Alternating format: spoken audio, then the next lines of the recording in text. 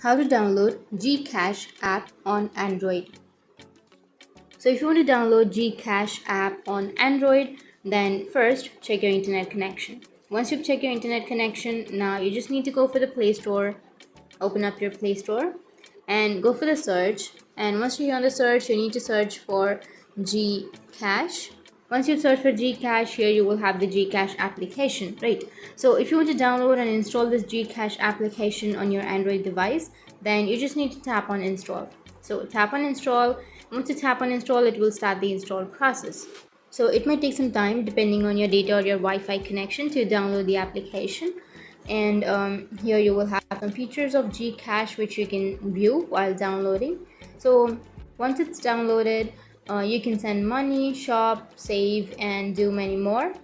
You can send money to your loved ones, or you can receive the money. You can send money through partners. So basically, it's a good app. So once it's downloaded, you can tap on open, which will be on the right side. And once you tap on open, you can create your account or log into your account and use your GCash.